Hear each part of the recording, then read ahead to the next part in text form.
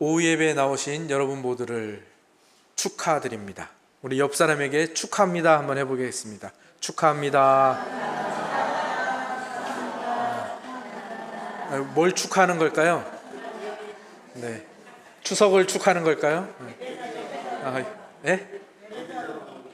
예배자. 네. 제가 축하드리라고 한 이유는 뭐냐면요, 드디어 히브리서 후반부로 들어가게 되었기 때문입니다. 전반부를 잘 지나오셨습니다.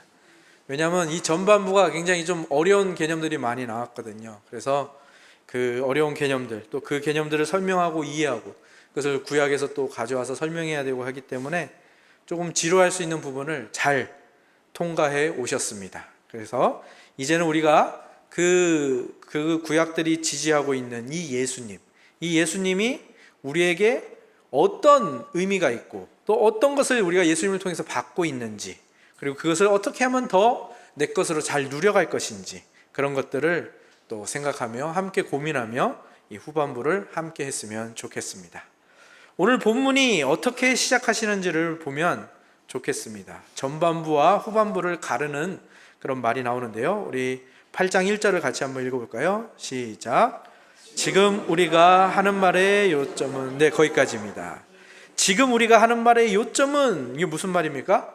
전반부를 정리하자면 그런 겁니다. 그러니까 전반부가 끝났습니다. 그래서 전반부를 정리하고 요약하자면 그 다음에 뭐라고 되어 있냐면, 이러한 대제사장이 우리에게 있다는 것이라. 그러니까 전반부를 요약하자면 뭡니까?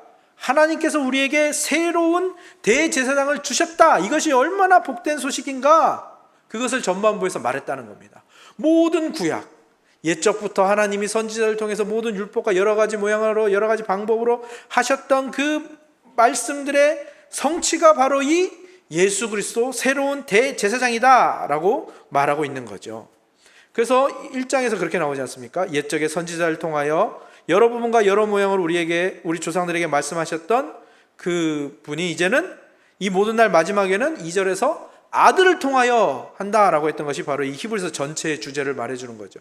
그래서 전반부는 구약에서 여러 모양과 여러 방법으로 말씀하셨다. 이제 후반부에서는 이 아들을 통하여 말씀하신다. 이 아들이 누구냐? 새 대제사장이다.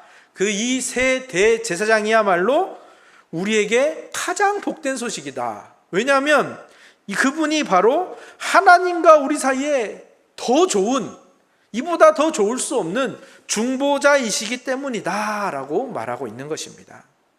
중보자. 여러분은 중보자가 뭐라고 생각하십니까? 중보자. 우리가 흔히 쓰는 말은 아니라서요, 흔히 쓰는 그냥 일반적인 사회에서 쓰는 말로 하자면 중재자가 좀 비슷한 말이 아닐까. 중간 역할을 하는 사람, 이런 사람이라고 쉽게 우리가 한번 생각해 보고 접근했으면 좋겠습니다. 그런데 이 세상에는, 여러분들이 생각할 때 이 세상에는 좋은 중재자가 많습니까? 아니면 나쁜 중재자가 많습니까? 좋은 중재자가 많습니까? 저는 많이 못 봐가지고요. 나쁜 중재자들이 많죠. 명절이 다가오면 그런 이제 나쁜 중재자들이, 가족들이 모이면 많이 생기잖아요. 그죠? 그래서 그런 말도 있잖아요. 때리는 시어머니보다 말리는 시누이가 훨씬 더 밉다라는 얘기가 있죠. 왜?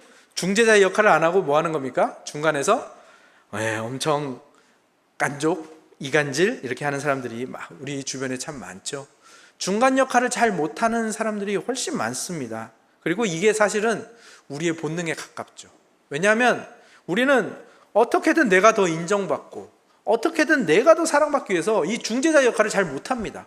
치우칩니다. 한쪽으로 치우쳐가지고. 그래서 꼭 저도 이렇게 3남매로 자랐는데, 이 3남매는 항상 그게 있습니다. 누군가 한 명이 이쪽 편에 붙으면 한 명이 왕따가 되는 거죠. 그래서 이 3남매로 사는 것이 참 힘들었고요. 그리고 저보다는 항상 동생들 2명이 잘 뭉치더라고요. 그래서 제가 많이 왕따로 살았는데요, 이게 우리의 본성입니다. 내가 더 사랑받기 위해서 치우쳐버려요. 그런데 정말로 중재자의 역할을 잘하면, 아까도 누군가 좋은 중재자가 많습니다 하셨던 분이 있는데, 그분은 아마 그런 분들을 보신 것 같아요. 진짜로 좋은 중재자가 있으면요, 정말 그 사이가, 그리고 양쪽이 다 복되고 생생하게 살아나는 것을 보게 됩니다. 여러분들 혹시 장영희 교수님이라는 분을 아시나요? 장영희 교수님?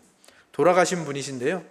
이분이 소아마비를 극복하고 수필가, 칼럼니스트, 대학 교수로 이렇게 활약하셨던 분인데, 마지막에는 이 암투병 과정을 겪으셨는데요. 그 암투병 중에서도 희망의 메시지를 전해주었던 그런 분으로 제가 기억을 하고 있습니다. 얼마 전에 그 현대엘리베이터인가요? 장병옥 대표가 돌아가셨는데, 그 장병옥 대표의 여동생이라고 제가 알고 있습니다. 이 장영희 교수님이 살아온 기적, 살아갈 기적이라는 마지막 수필집을 쓰셨는데, 저는 이제 한 부분만 읽었는데 굉장히 감동적이었던, 그리고 굉장히 희망의 메시지가 가득했던 그 수필집으로 기억을 합니다. 그런데 이 장영희 교수님이요, 어려서부터 이 소아마비로 고생을 하신 분인데, 그러니 그분이 어떻게 처음부터 그렇게 희망적이고 긍정적인 사람으로 살지는 않았겠죠. 그분도 굉장히 어려운 어린 시절, 그리고 굉장히 불행했던 어린 시절을 겪었겠죠. 특히 그가 어렸을 때 몸이 그렇게 불편하니까 친구들 사이에 끼고 싶어도 제대로 끼지 못했고, 혹시나 끼워주더라도 그 놀이를 그가 잘 수행하지 못하니까 항상 다시 거기에서 내팽개쳐지고 외면당하기 일쑤였지요. 그래서 그날도 이 어린 장영이가 그 친구들 사이에 끼지도 못하고 슬퍼하고 있을 때였습니다. 근데 그것을 옆에서 지켜보던 엿장수가 중재자로 나선 거예요. 아이들한테는 친구한테 그렇게 하면 안 되지, 친구가 못 따라가도 그렇게 하면 안 되지 라고 이야기를 하고, 그리고 어린 장영이한테 딱 한마디를 했다고 합니다. 괜찮아, 괜찮아.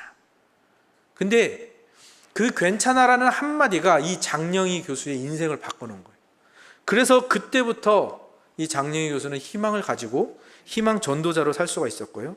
한 사람의 중재자가 상한 영혼을 정말 희망의 전도사로 바꿔놓은 그런 놀라운 한 사례라고 할 수가 있습니다. 성경에도 이런 중재자 역할을 굉장히 잘했던 사람들이 나옵니다. 구약의 대표적인 중재자 하면 누가 있을까요? 바로 모세입니다. 모세. 정말 중재자의 역할을 잘했습니다. 하나님과 이스라엘 백성 사이에서 중재자의 역할을 굉장히 잘 수행했지요. 사실 그 사이에서 중재자 역할을 한다는 게 얼마나 힘들었겠습니까? 하나님은 거룩하신 분이고 위대하신 분이고 흠이 없으신 분인데, 이 이스라엘 백성은 어떤 사람들이었습니까? 정말 말 그대로 노예 근성에 찌들었던 사람들 아닙니까? 툭하면 불평, 불만, 책임지는 일은 하지 않고 계속 핑계만 대고, 하지 말라는 것은 계속하고, 또 조금만 부족하면 정말 원망하고, 모세와 아론을 몇 번이나 죽이려고까지 했던, 금방 배반하고 금방 거역하고 금방 유혹에 넘어가는 이들 아니었습니까? 사실 그들과 거룩하신 하나님 사이를 중재한다는 것은 정말 웬만한 사람이면 감당하지 못할 일이었을 것입니다. 그래서 하나님은 아주 특수한 과정을 거친 이 모세를 사용하시는 겁니다. 모세가 초반에 40년을 살면서는 애굽의 왕족으로 살았죠. 나중에 40년은 또 뭘로 살았습니까? 광야의 목자, 양치는 사람으로 살지 않았습니까? 그러니까 이 모세는 처음부터 중재자로 훈련을 받았던 겁니다. 전혀 다른 두 삶을 사는 겁니다. 전혀 상반된, 정말 그 천지 차이 나는 그 두 삶을 살아가면서 모세가 너무나도 다른 양측을 이해하는 법을 배우게 된 것이죠. 하나님의 계획이 참으로 놀랍습니다. 그래서 이 모세는 그 나머지 40년을 전혀 다른 두 존재 사이에서 정말 온유하고 정말 아름다운 중재자로서의 삶을 살게 되는 것이죠. 이스라엘 백성에게는 하나님의 뜻을, 그리고 하나님의 명령을 선포하는 사람으로서, 또 하나님께는 이스라엘 백성을 변호하는 사람으로서, 하나님, 이 백성들을 멸하시려거든 차라리 제 이름을 생명책에서 지어주십시오 라고 할 정도까지, 그렇게 이 중재자의 역할을 하며 모세는 하나님의 마음, 그 성분 중에서도 이 온유함을 배워갔던 것이고요. 그런 모세를 통해서 하나님의 이름은 더더욱 높아졌고, 그런 모세를 통해서 이스라엘 백성들은 점점 더 하나님의 백성답게 변화가게 되는 그런 은혜를 입었던 것이죠. 구약시대에 모세가 있었다면 신약시대에 중재자는 누가 있을까요? 바로 바나바라는 사람이 있었습니다. 사실 바울이라는 사람이 이 신약에서 이방인의 사도로서 정말 많은 역할을 했고, 정말 믿지 않는 사람도 바울은 알 정도로 이 가장 유명한 사도 아니겠습니까? 그런데 이 바울이 세워질 수 있었던 것은 바로 이 바나바라는 중재자가 있었기 때문입니다. 바울이 처음에는 어떤 사람이었습니까? 기독교 신자들을 핍박하는 사람이었죠. 앞장서서 죽이러 다니는 사람이었습니다. 그런데 그가 다메섹에서 어떻게 됐습니까? 예수님을 만나서 회심하고 그리스도인이 되었습니다. 그런데 생각해 보십시오. 어제까지 핍박자였던 사람이 회심했다고, 나 예수님 만났다고 하면 사실 그런 사람이 우리 교회를 찾아온다고 해도 우리가 믿어주겠습니까? 맨날 교회 앞에 와서 욕하고 교회 사람들 때리고 했던 사람이 갑자기 와가지고 저 오늘부터 예수님 믿을래요 하면 우린 처음에 의심의 눈초리로 쳐다보겠죠. 바울은 더 심했을 거 아닙니까? 초대교회 사람들이 바울의 말을 믿었을까요? 의심하고 배척합니다. 그런데 그때 바울의 신원 보증을 해주고 바울과 기존 신자들 사이에서 중재자의 역할을 한 것이 바로 이 바나바라는 사람입니다. 그리고 그가 안디옥에서 목회를 하면서도 바울을 데려와가지고 같이 목회를 하면서 이 바울에게 목회가 무엇인지, 또 함께 살아가는 것이 무엇인지, 교회가 무엇인지를, 목회가 무엇인지를 알게 하고, 그렇게 바울을 사도답게 만들어가는, 또 다른 신자들을 받아들일 수 있는 사람으로 만들어가고, 그리고 서로 인정할 수 있도록 그렇게 중재자의 역할을 잘한 것이죠. 바울은 바나바를 보면서 그 급하고 못된 성질들을 죽여가고, 그랬던 것이 성경의 증거로서 등장을 합니다. 왜냐하면 처음에는 바울의 초기 저작들을 보면 자기가 사도라는 것을 그 증명하는 일, 지나치게 그걸 강조하는 모습을 보이거든요. 왜냐하면 그 공격을 많이 당했던 것 같아요. 네가 어떻게 사도야? 네가 왜 핍박하던 네가 어떻게 사도야? 그 얘기를 많이 들으니까 의심하는 사람들에게 계속 자기를 증명하기 위해서 오히려 더 그런 강박관념을 가졌을 것입니다. 그래서 그 증명하는 일에 힘을 썼는데 바나바를 통해서 배우는 겁니다. 나를 증명하는 것은 말로 하는 게 아니구나. 그러다 보니까 그가 점점 바뀌어가는 겁니다. 바나바를 통해서 배워가고 바뀌어가는 거죠. 그래서 그가 한참 지나서 쓴 AD 59년에 쓴 고린도전서에는 뭐라고 표현되어 있는가 하면 나는 사도 중에 지극히 작은 자이다. 아니 사실은 사도라 칭함을 받기에도 감당치 못할 자이다 라고 표현합니다. 그리고 거기서 5년이 더 지나니까 더 바뀝니다. 에베소서에는 이렇게 씁니다. 모든 성도 중에 지극히 작은 자가 나다. 그리고 1년이 더 지나서 쓴 디모데전서에서는 예수님께서 죄인을 구하러 이 세상에 오셨는데 그 죄인 중에서도 죄인, 그 죄인 중에서 괴수가 바로 나다라고 표현하는 데까지 이르게 되는 거죠.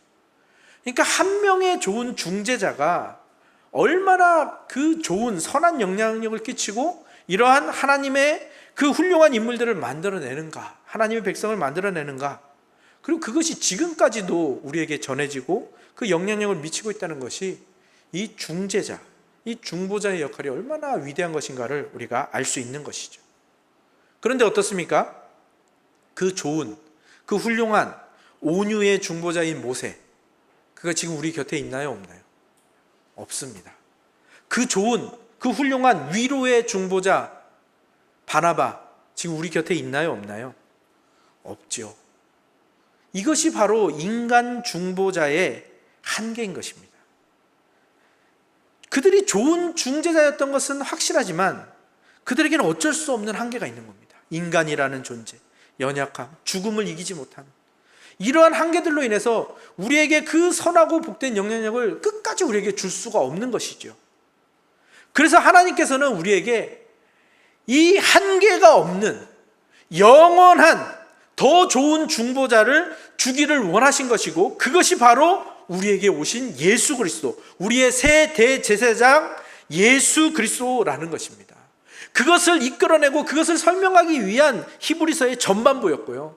이제 히브리서 8장부터는 그 중보자가 우리에게 이미 오셨고, 그 중보자가 이미 우리의 것이고, 그가 우리에게 행하시고 우리에게 누리게 하시는 축복들이 무엇인가를 우리 함께 나누고, 우리 함께 되새기고, 우리 한번 곱씹어보자 라고 하는 것이 히브리서의 내용들인 것입니다. 그래서 오늘은 그 중보자가 왜 더 좋은 중보자인가, 왜 구약의 대제사장들, 구약에 많은 제사장들이 있었는데 그들도 중보자의 역할을 했는데, 하나님과 백성 사이에서 왜 그 중보자보다 예수 그리스도가 왜 더 좋은 분인가, 이거를 계속해서 살펴보자는 것이죠. 근데 오늘은 그것을 한 가지 관점에서 살펴보기를 원합니다. 그분의 위치를 통해서 한번 살펴보기를 원해요. 1절 하반절을 보시면, 1절의 하반절을 우리 같이 한번 읽어볼까요? 1절 하반절입니다. 그는부터 한번 읽어볼까요? 시작. 그는 하늘에서 지극히 크신 이의 보좌 우편에 앉으셨으니. 예수님의 위치가 어디라고 합니까? 하나님의 우편.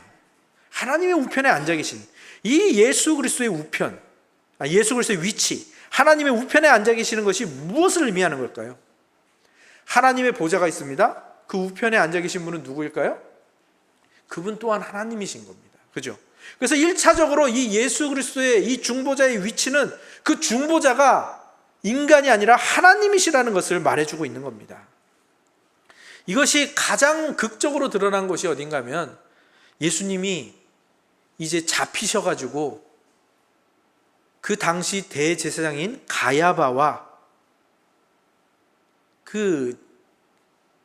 신문을 당하죠. 가야바에게 신문을 당하는 그 장면에서 극적으로 드러납니다. 가야바가 예수님한테 이렇게 말하죠. 야, 네가 하나님의 아들 그리스도인지 우리에게 말하라. 정말 재밌는 장면이죠. 옛 대제사장이 새로운 대제사장에게 네가 하나님의 아들 그리스도인지 우리에게 말하라. 굉장히 재미있는 장면입니다. 옛 제도와 옛 언약, 그리고 새 제도와 새 언약이 지금 정면으로 충돌하고 있는 장면입니다.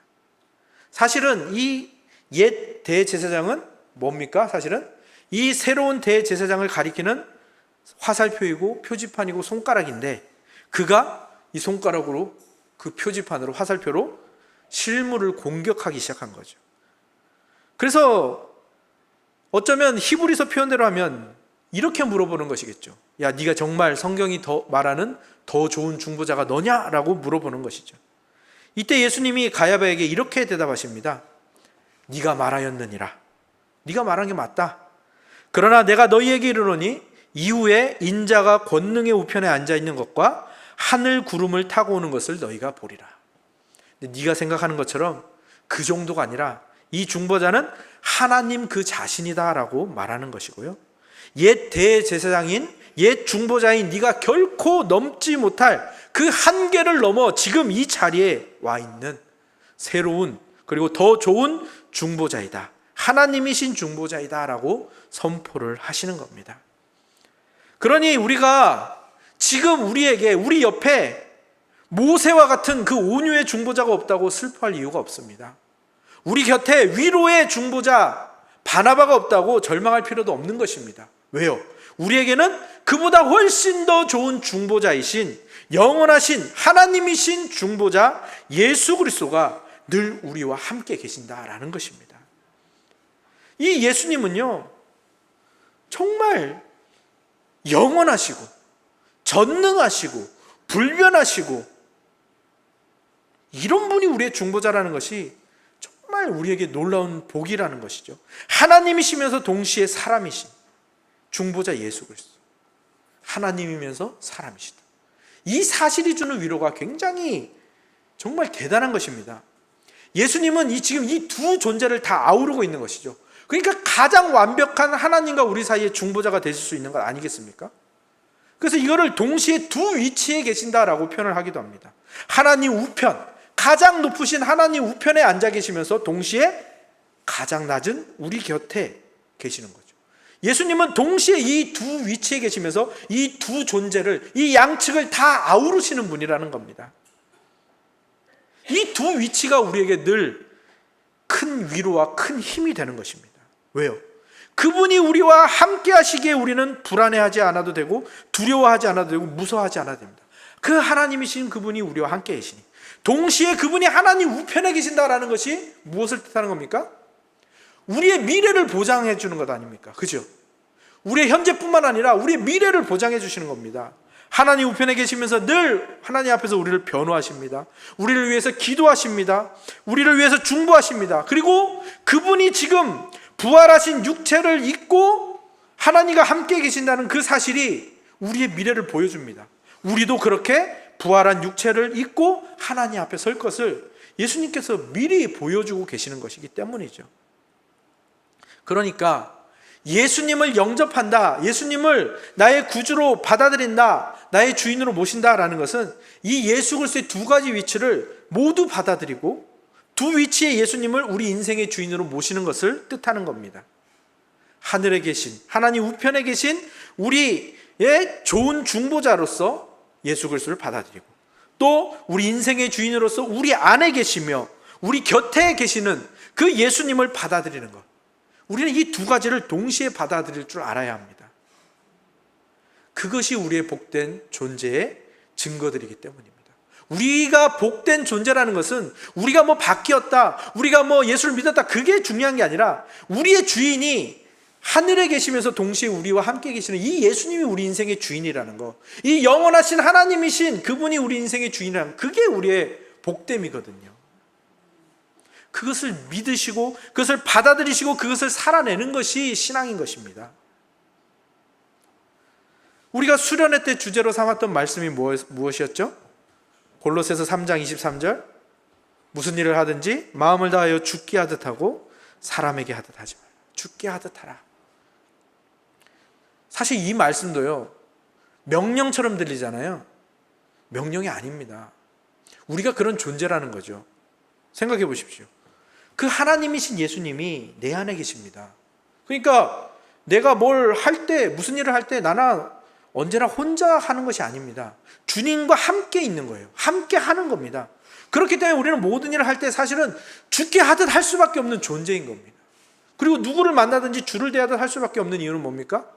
내 안에 주님이 계시고 그 사람 안에 주인이 계신다는 것을 믿는 사람은, 그걸 확신한 사람은 그 사람도 주님을 대하듯 대할 수밖에 없는 겁니다. 그러니까 이거는 명령이 아니라 우리 존재의 설명인 것이죠. 너희가 그런 존재다. 예수 그리스도가 너에게 찾아오심으로 말미암아 네가 그런 존재가 되었다라는 겁니다. 그게 너에게 자연스러운 것이다라는 것이죠. 아직 익숙하지 않으니까 그를 익숙해져라라고 권면을 하시는 것이고요. 그러니까 명령처럼 우리에게 주어지지만, 아니야, 네가 원래 이런 존재가 되었는데 그렇게 살지 못하니까 이렇게 살으라고 예수님이 우리를 위로해 주시는 거죠. 그게 중보자의 역할입니다. 중보자는 온유함으로 위로하는 역할을 하시는 것이죠. 오늘 오전 말씀 중에 항복과 행복이 이어지는 그런 언어 유희가 우리에게 굉장히 익숙했죠. 이 위로라는 말도 어떤 분이 이렇게 언어 유희를 하셨더라고요. 위로라는 말은 말 그대로 위로 올려줍니다. 아래로 처진 어깨를 위로 올려줍니다. 아래로 숙인 고개를 위로 들어 하나님을 바라보게 합니다. 그러니까 위로가 이런 것이라는 거예요. 위로는 아래로 처진 우리의 어깨와 우리의 시선을 위로 올려주는 게 위로라는 겁니다. 예수 그리스도가 우리의 그런 존재죠. 하이델베르그 교리문답 제1문이 뭡니까? 사나 죽으나 그대의 유일한 위로는 무엇입니까? 라는 것이 하이델베르그 교리문답 1문입니다. 답은 이렇습니다. 사나 죽으나 나의 몸도 영혼도 나의 것이 아니요 나의 신실하신 구주 예수 그리스도의 것입니다. 그는 그의 보혈로 나의 모든 죄값을 다 치르셨고 나를 마귀의 모든 권세에서 구원해내셨으며 하늘에 계신 나의 아버지의 뜻이 아니고서는 머리털 하나도 떨어질 수 없도록 과연 모든 것이 합력하여 나의 구원을 이루도록 그렇게 나를 보존시켜 주십니다. 그러므로 그는 그의 성령으로 말미암아 나로 하여금 영생을 확신하게 하시며 이제부터 그를 위하여 살기를 진정으로 바라도록 만드시고 또한 그렇게 살 준비를 갖추도록 만드십니다. 이게 중보자 예수 그리스도, 우리의 유일한 위로인 것입니다. 왜 예수 그리스도가 우리에게 그토록 중요한가? 왜 히브리서 기자가 그토록 이 전반부에서 왜 그토록 예수 그리스도에게서 흘러떠내려가는 것을 주의하라. 내가 그 표지판이 되겠다.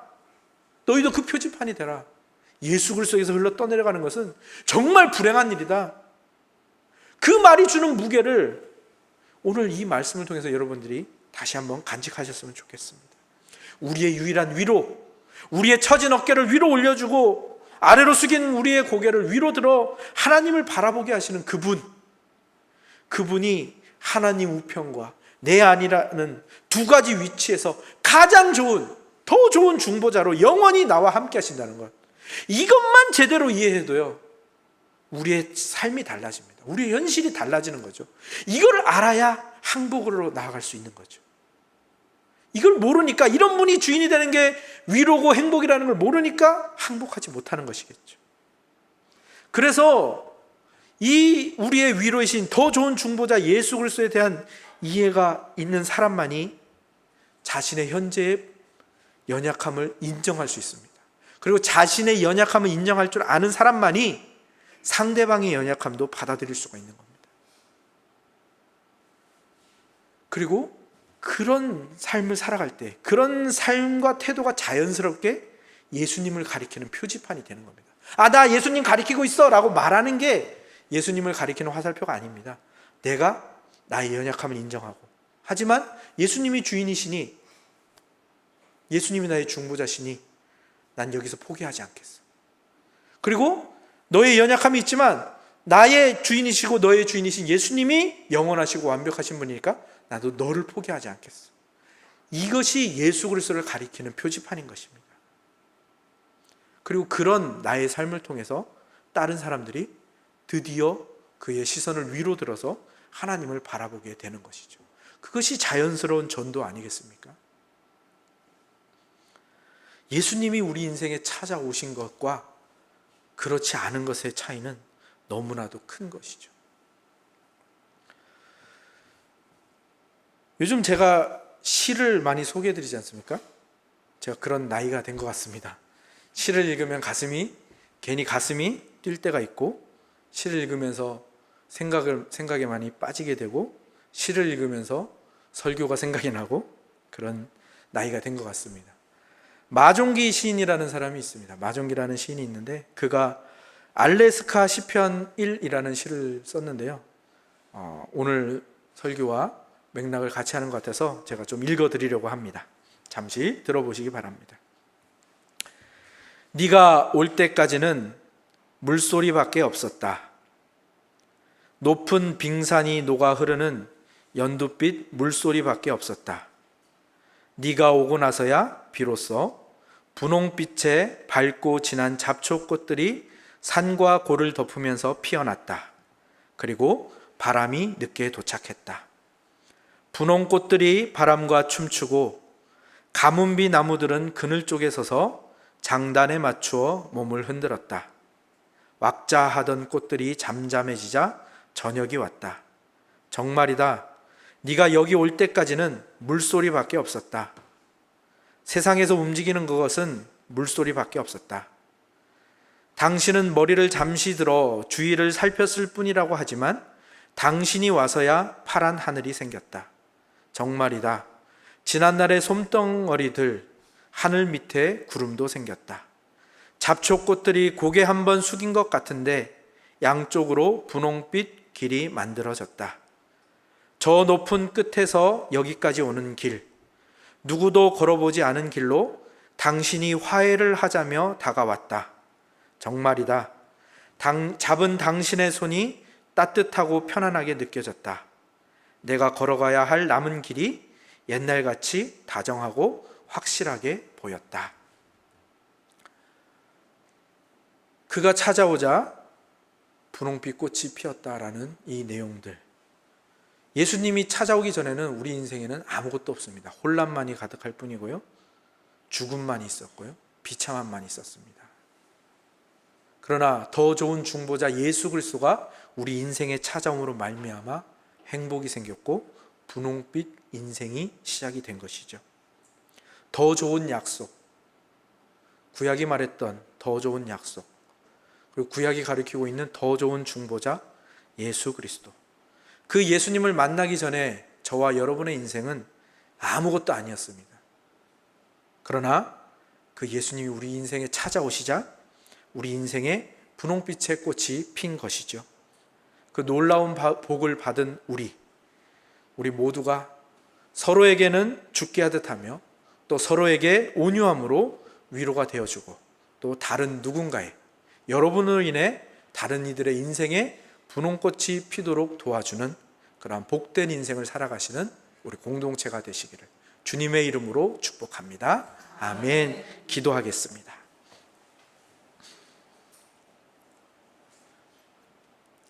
하나님 감사합니다. 아무것도 아닌 오직 절망밖에 없었던 죽음만이 결과로 남아 있었던 내 인생에 찾아와 주셔서 이제 무언가를 만들어낼 수 있고 희망과 행복을 누릴 수 있으며 즐거움과 기쁨으로 나아갈 수 있는 그러한 발판을 만들어 주셔서 감사합니다. 예수 그리스도가 우리 인생에 찾아오신 것, 그래서 그분이 나의 주인이 되어주신 것, 그러므로 그분께 항복하고 살아가는 것, 그것이 나의 유일한 위로입니다. 사나 죽으나 나의 유일한 위로와 나의 희망은 오직 예수 그리스도뿐입니다. 이 사실을 굳게 확신하고 또 이 사실을 우리의 삶으로 이어지게 하여서 정말 하나님이 기뻐하시는 삶, 정말 누군가에게는 꽃길이 되어줄 수 있는 그러한 삶, 또 누군가의 인생의 빛이 되어주는 그러한 삶을 살아가는 우리 모두가 되게 하여 주셔서 오늘 우리의 인생이 분홍 꽃길이 되게 하여 주시고 우리로 인하여 누군가의 인생이 그렇게 꽃길을 걷는 인생이 될 수 있도록 주여 우리를 축복하여 주시고 우리를 통해 주께 돌아온 이들을 축복하여 주시옵소서. 예수 그리스도의 이름으로 기도합니다. 아멘.